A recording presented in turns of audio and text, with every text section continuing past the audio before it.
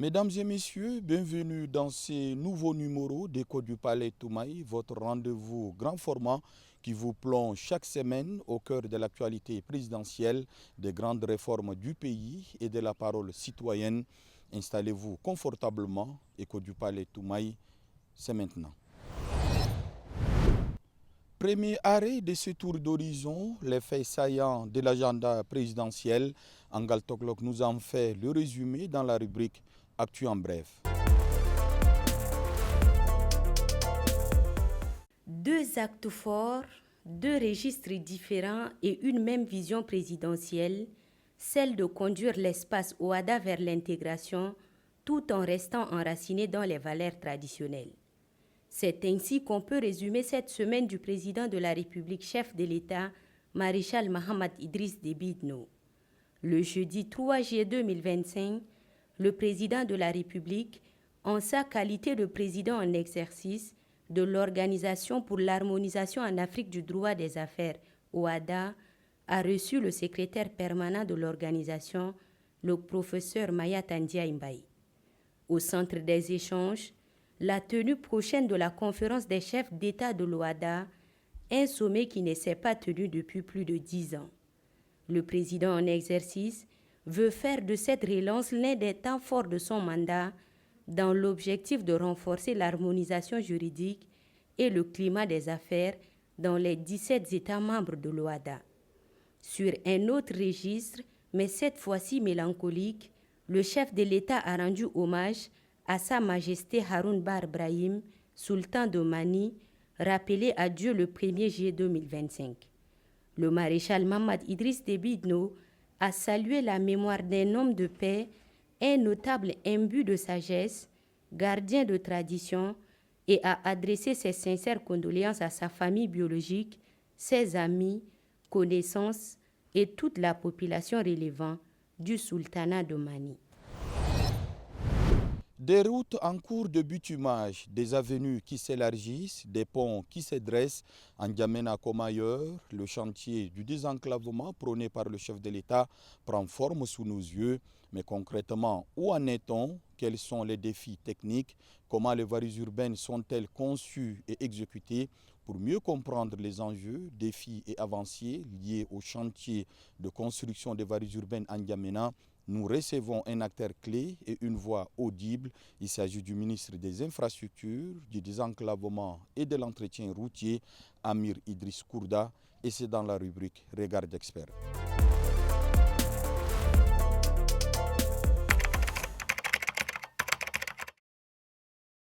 Le ministère des Infrastructures, du désenclavement et de l'entretien routier est chargé de la mise en œuvre, de la conception, de la coordination et le suivi des infrastructures, n'est-ce pas, publiques nationales.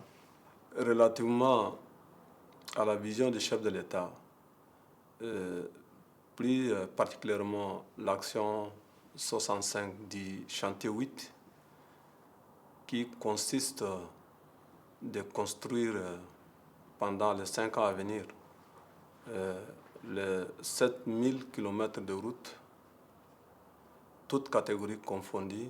Pour ce faire, nous comptons adopter des stratégies innovantes, durables, inclusives, intégrant les enjeux climatiques, technologiques et sociaux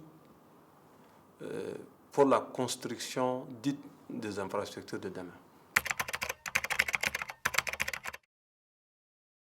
Pour booster l'économie nationale et améliorer la croissance de compétitivité, mon département a lancé plusieurs projets de routes, des ouvrages de franchissement, notamment la réhabilitation de la route N'Djamena-Galanding Kelo, Bongor Kelo Mundu Koutere, Lai Djamal Lai,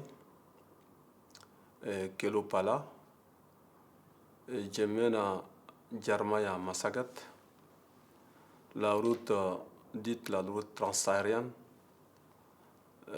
la route Massakori Chadara Moussoro, Mungo Abodeya, la construction des ouvrages et des ponts sur Abodeya Amtiman, Abéché Abogoulem.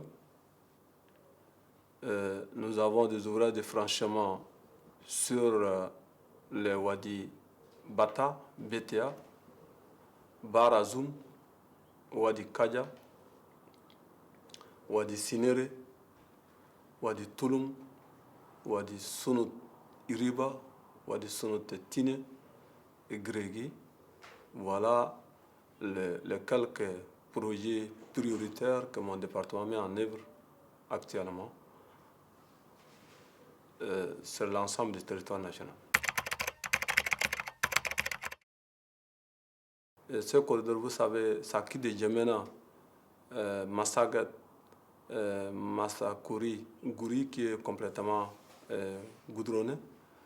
Maintenant, de Gouri, Bol, Liwa, les deux tronçons, les premiers tronçons, nous avons résilié déjà, parce que ça n'avance pas. Et le deuxième tronçon aussi, nous avons demandé une résiliation, parce que c'est deux entreprises qui sont très désorganisées, n'est-ce pas, pour finir ces deux tronçons. Donc nous allons résilier totalement et réattribuer rapidement pour compléter ces infrastructures. Et les tronçons suivants, c'est le Liwa Rigrik, que nous avons travaillé avec la Banque mondiale et nous avons déjà validé. Donc d'un moment à l'autre, nous allons lancer un appel d'offres international pour pouvoir finaliser en tout cas cette route dans les meilleurs délais. Et le dernier tronçon qui est de Rigrik d'Abou à frontière Niger, ce tronçon aussi, ça n'a pas beaucoup avancé. Jusqu'à là, ça a avancé que de 30%. Mais arrêté pour faute je dirais que le problème technique, un problème technique qu'on avait rencontré, et nous avons demandé à l'entreprise d'arrêter. Donc les travaux redémarreront dans un futur proche.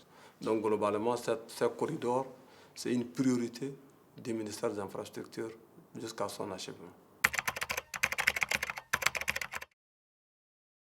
On a pratiquement 5 corridors, je dirais des corridors transafricains ou régionaux, deux qui sont des anciens corridors, notamment les corridors Djamena-Douala, Océan Atlantique, qui est en phase de réhabilitation. Et le deuxième corridor, ancien corridor qui est construit, c'est le Djamena-Abéché, Adré Frontière Soudan. Nous travaillons avec la Banque africaine de développement afin d'avoir un financement et continuer jusqu'à la frontière soudanaise.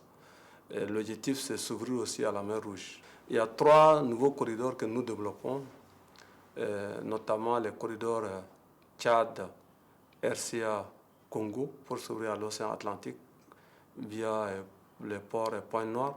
Nous allons finir des études et lancer ces corridors. L'autre corridor, c'est le corridor Tchad, Libye, Égypte, auquel nous avons aussi lancé des études qui sont actuellement en cours. Nous travaillons avec la Libye, avec l'Égypte, parce que c'est un corridor qui prend aussi en compte la mer Rouge et en même temps la Méditerranée. Donc la dernière mission que j'ai effectuée en Égypte, c'est dans ce cadre, pour signer un protocole tripartite et finir les études et accélérer la recherche de financement en vue de commencer ces corridors. Aucun pays au monde a pu maîtriser à 100% la durabilité des infrastructures.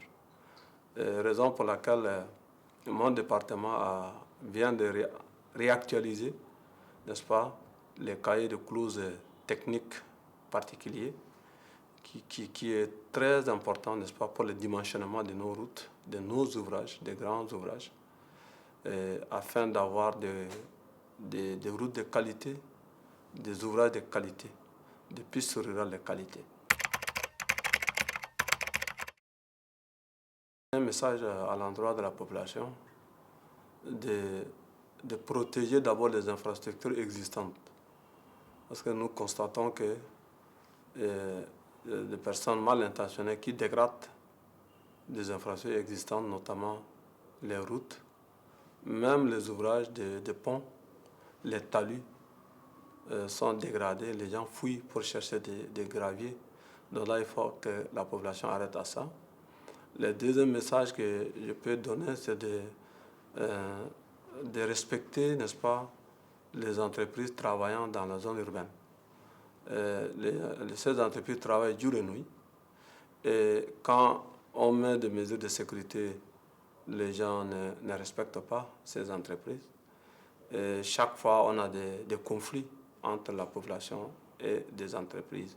Je pense que ça, il faut que les gens comprennent que tout ce que nous sommes en train de faire, c'est de bonnes choses.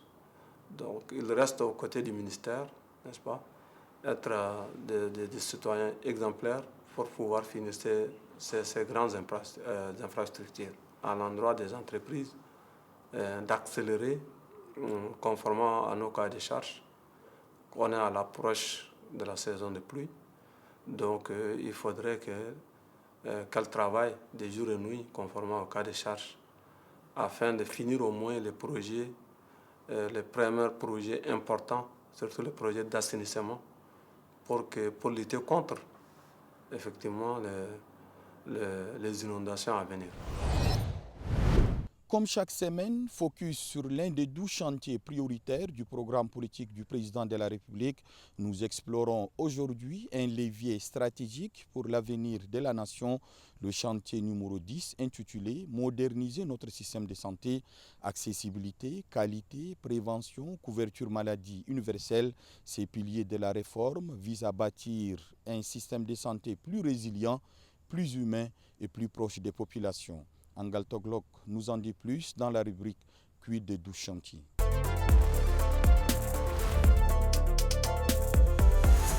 La santé de chaque citoyen tchadien est ma priorité absolue. Ce contrat social du chef de l'État, maréchal Mamad Idriss Déby Itno, relatif au chantier 10 de son programme politique, est un engagement ferme. Il s'agit d'un serment dont l'aboutissement commence par des réformes plus ambitieuses touchant tous les aspects du système de santé, notamment l'accès aux soins, la prévention, les ressources humaines, l'innovation et surtout la justice sociale à travers la couverture santé universelle. Conscient des défis, le chef de l'État mise sur un maillage sanitaire de proximité avec des postes de santé, des centres de soins, des hôpitaux de référence et une dynamique communautaire renouvelée pour plus de résultats. L'ultime objectif est de rapprocher le service de santé des citoyens sur les 1 284 000 km². Les 6 actions que compte ce chantier sont l'affirmation d'une volonté politique forte visant à faire de la santé un droit et non un privilège. Grâce à cette stratégie claire, des moyens croissants et une gouvernance ambitieuse, le Tchad est en train de construire un système de santé à la hauteur des aspirations et les résultats après 1 an d'exercice portent à y croire. La lutte contre le paludisme, qui constitue la première cause de décès, a connu une riposte organisée, visible. En 2024, la campagne nationale de lutte contre cette pandémie par la distribution gratuite des moustiquaires imprégnés a déjà permis de franchir un cap décisif. Plus de 86% de besoins ont été couverts et 1,6 million de moustiquaires sont disponibles pour 2025 afin d'atteindre les 100% ciblés. Comme mieux vaut prévenir que guérir, le chef de l'État entend faire de la prévention un pilier central de la politique de santé. Et pour cause, les maladies évitables arrachent des milliers de vies chaque année. Dans ce cadre, des campagnes de vaccination et de dépistage sont organisées. Un protocole d'entente santé-éducation a été signé pour la promotion de la santé scolaire. La santé est désormais incluse dans les programmes scolaires. Le lancement de la couverture santé universelle le 28 février 2025 par le chef de l'État est l'amorce d'une révolution sociale, 3 districts pilotes à Abéché, Bongor et Danamadi ont démarré l'expérimentation. 40 243 personnes économiquement démunies ont été ciblées, identifiées et enrôlées.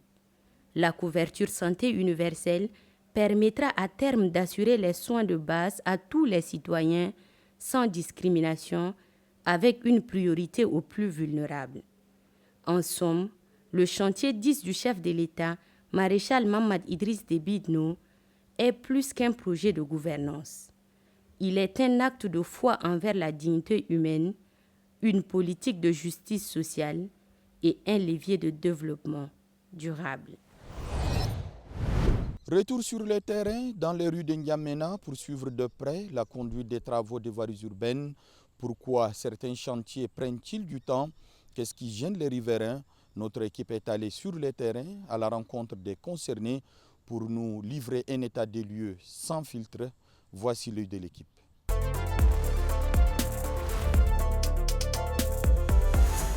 À N'Djamena, les principales routes et leurs dépendances sont actuellement en construction.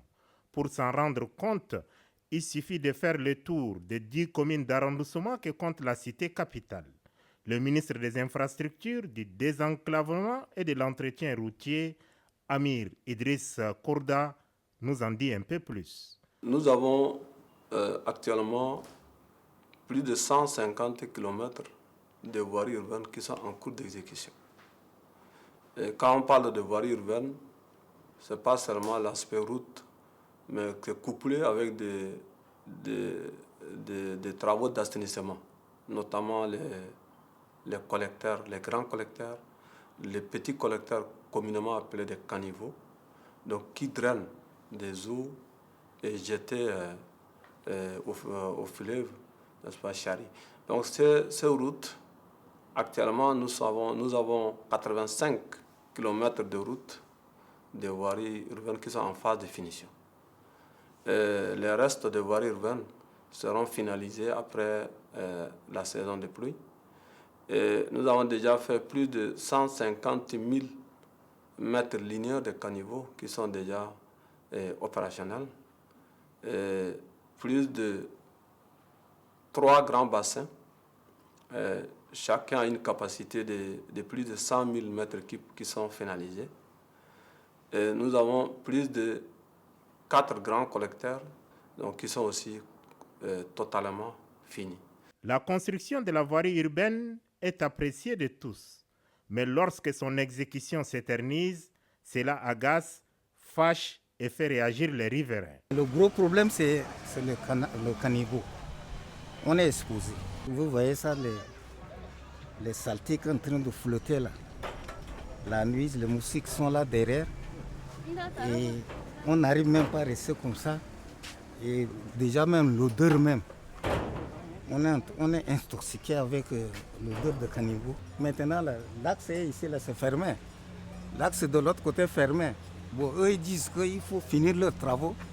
D'abord, ils vont libérer la voie. Nous, on saute comme des crapauds aussi, donc on saute comme ça. Si on saute mal, on risque de casser nos pieds aussi. Les plaintes sont nombreuses. Si certains riverains peinent à rejoindre leur domicile, d'autres éprouvent des difficultés énormes à écouler leurs marchandises. Les clients viennent et qu'il n'y a pas la voie où ils peuvent passer, et ils vont préférer mieux aller ailleurs que de venir chez nous ici. Donc c'est déjà un problème. L'État doit mettre la pression pour qu'ils puissent finir leurs travaux afin que nous puissions exercer nos commerces. Avant nous, on reçoit beaucoup de clients, puisque le voit, tout le monde passe ici. Et bon, comme à ce dernier temps, le travail a été enchaîné, la route était fermée. Donc lorsque la route était fermée, ceux qui passent ici, là, ils prennent une autre voie. Donc c'est ça qui nous fatigue, quoi. Les multiples désagréments causés à la population riveraine des voies en construction sont reconnus par le ministre des Infrastructures, du Désenclavement et de l'Entretien routier, Amir Idriss Kourda. Nous sommes en train de faire de méga travaux qui sont très importants, non seulement pour la voirie urbaine, mais pour l'assainissement de la ville. Et tant qu'on ne fait pas de ces barricades, de ces barrages, on ne peut pas correctement faire des travaux.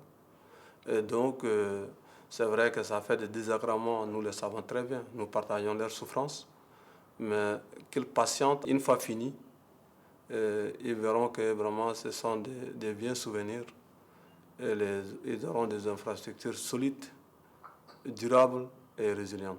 À cette liste énumérée, il convient d'ajouter le non-entretien des voies de déviation. Ces déviations, tenez-vous bien, ne sont ni nivelées, moins encore arrosées. Conséquence, tous ceux qui habitent le long de cette déviation aspirent une quantité impressionnante de poussière. Ces poussières ne sont-elles pas dommageables à la santé? Dr Ahmed Abdoulaye, pneumologue à l'hôpital général de référence nationale, répond.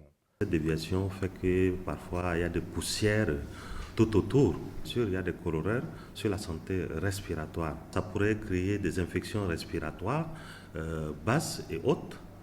Et les infections respiratoires, effectivement, ça pourrait se manifester par des toux, une toux qui est irritative, et surtout si c'est des patients atopiques, ceux qui ont des problèmes d'allergie, ça pourrait créer une aggravation de leurs maladies antérieures telles que les asthmatiques, les malades qui ont des problèmes respiratoires, les insuffisances respiratoires chroniques ou les séquelles de maladies respiratoires antérieures, mais qui n'étaient pas bien traitées, ou bien les patients fumeurs, ça pourrait exacerber, c'est-à-dire aggraver leurs maladies préexistantes.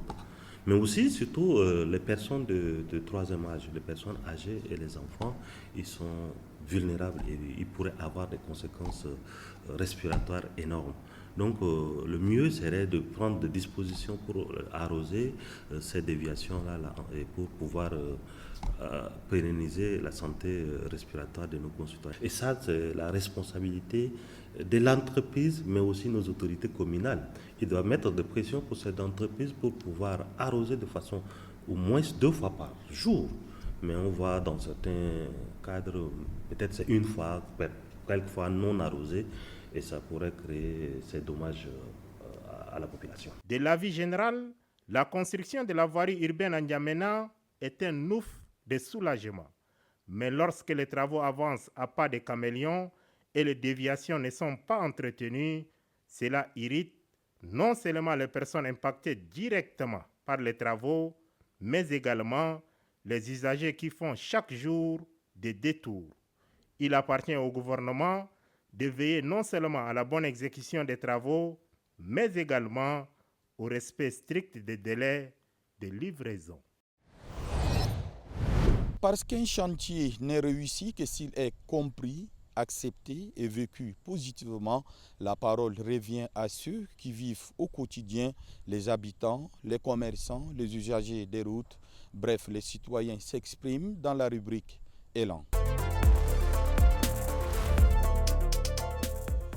Avec ces travaux qui sont déjà faits, je ne sais pas moi, pas technicien, mais à un pourcentage déjà avancé, vous voyez que l'aspect physique même a changé. Et donc ce qui montre que réellement la route c'est un développement.